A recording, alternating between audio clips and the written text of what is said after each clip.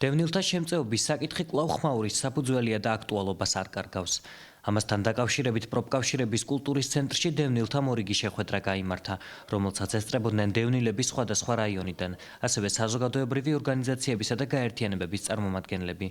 გამომცვლელებმა ერთხმად აღნიშნეს, რომ რეფორმას პოლიტიკური სარჩული უდევს საფუძვლად და ეს საკითხი ხელისუფლებამ დევნილ მოსახლეობასთან ერთად უნდა განიხილოს. როგორც განმარტავენ, პრემიერთან უკვე შევიდა საინიციატივო ჯგუფის განცხადება რეფორმის შეწყვეტასთან დაკავშირებით, რაზეც პასუხი ჯერ კიდევ არ მიუღიათ. შეხვედრას მონიტორინგს უწევდა გერმანული მედია ჰოლდინგის წარმომადგენელი, რომელიც საქართველოში სპეციალურად დევნილთა პრობლემების შესასწავლად გრძელვადიანი ვიზიტით იმყოფებოდა.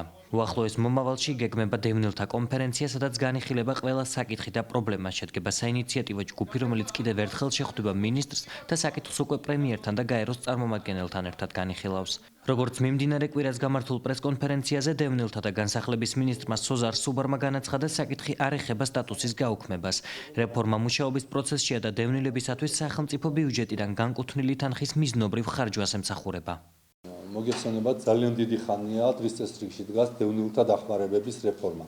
ამ რეფორმას აქვს ერთადერთი მიზანი, რომ დევნილთა დახმარებები იყოს უფრო მიზანმიმართული და ორიენტირებული იმ ადამიანებზე, ვისაც რეალურად უჭირთ და ვისაც რეალურად დახმარება სჭირდებათ, ვისაც დახმარება სჭირდებათ ბინებით უზრუნველყოფაში და ვისაც დახმარება სჭირდებათ სოციალურად ყველაზე გაჭირებული ფენა, ვინც არის, ამას არანაირი კავშირი არ აქვს სტატუსთან.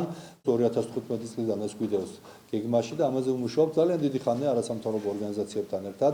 ამ წუთისთვის ჩვენ მიგვაჩნია, რომ საბოლოო პროექტზე საბოლოო რაღაცა ფორმაზე ჩამოვყალიბდით, როგორი უნდა იყოს, ოღონდ ეს არის ჩვენი ხედვა სამინისტროს, ეს არ ნიშნავს, რომ ასე იქნება მიღებული.